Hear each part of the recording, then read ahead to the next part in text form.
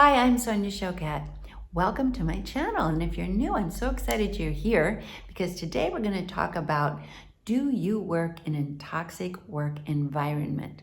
And if you do, what you can do about it.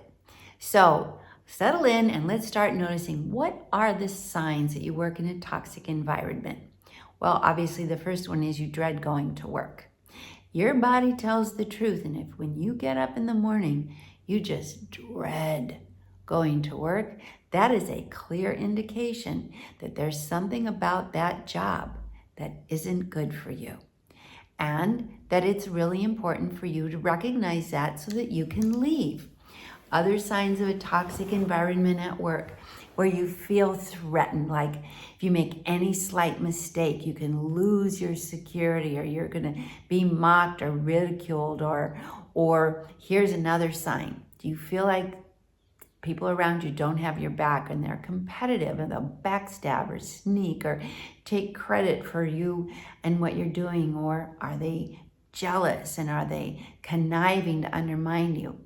Now let's face it, human beings are not the healthiest bunch, right? So you might have a little bit of that here and there. That's livable. Just identify the source of the problem and stay clear, stay away, and speak up. Say, you know what? You have to go. Leave me alone. I have nothing to share.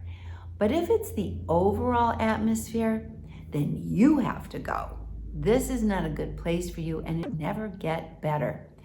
I think the toxic environment is usually a reflection of the management or the culture of the place.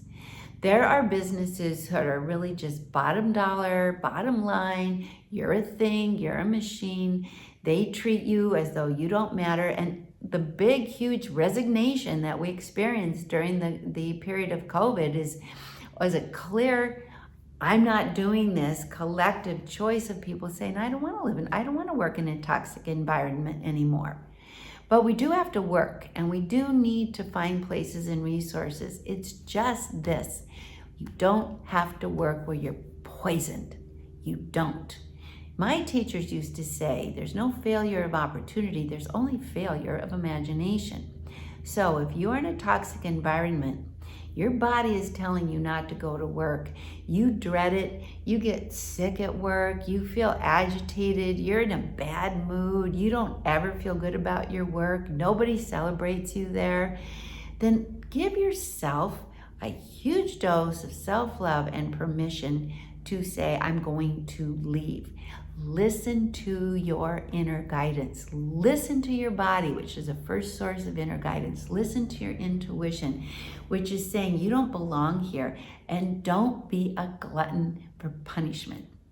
Instead, use your imagination and your power of choice. That is your power of choice, your third chakra. I decide.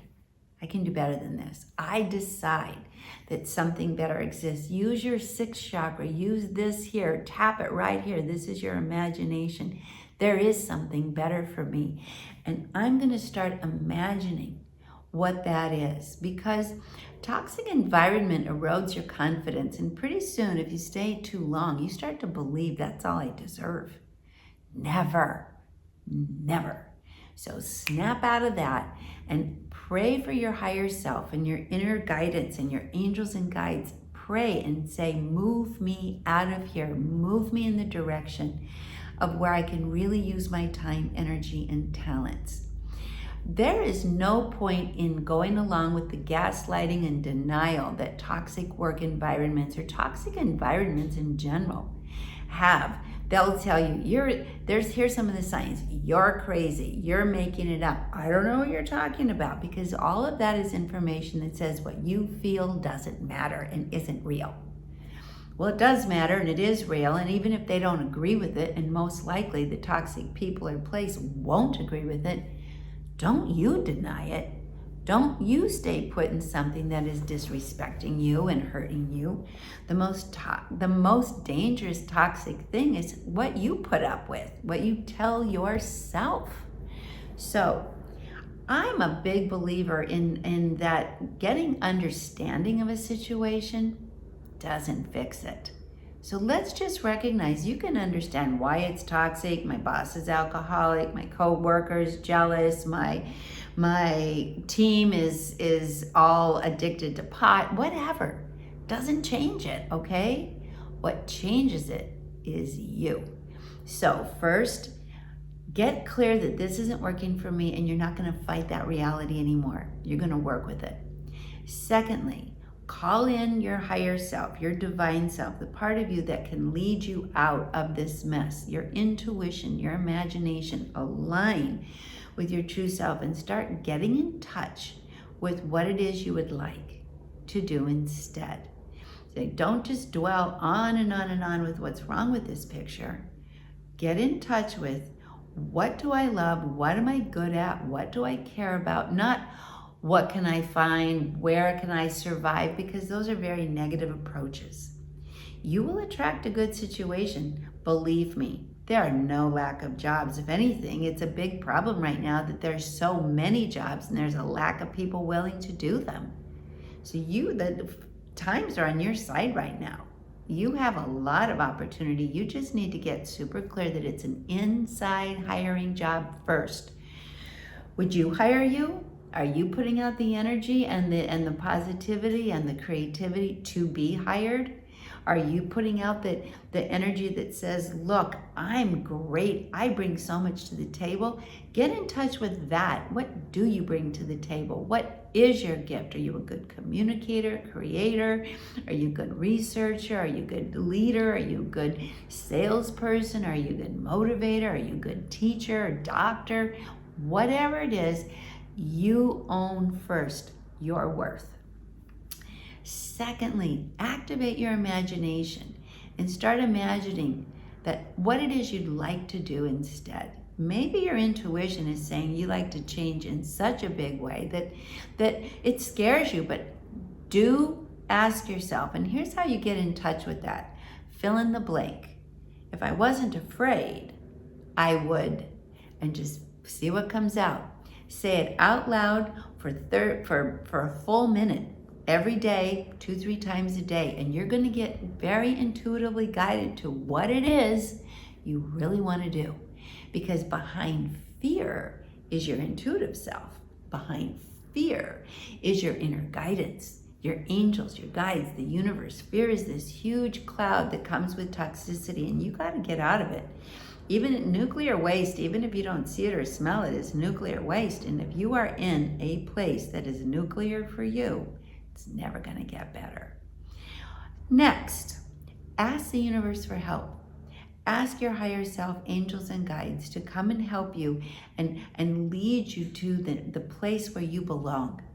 And be aware of how it's going to try to help you, how your prayers and how your requests are going to be answered.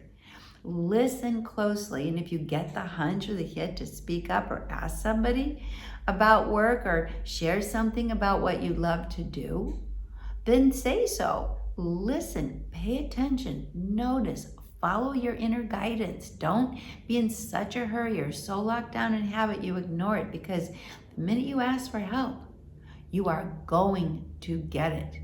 Do not believe that you have to stay in this environment no matter how anybody or what anybody says. Years ago, I was in a job that was very toxic for me. I haven't had many jobs. I've worked for myself doing this work ever since I was in my 20s. And I started teaching and doing intuitive work when I was just 15 years old. However, for a brief period of time, I took a job with an airline, and while it was nice for some people, it was toxic to me, for me. So I finally got the courage to quit.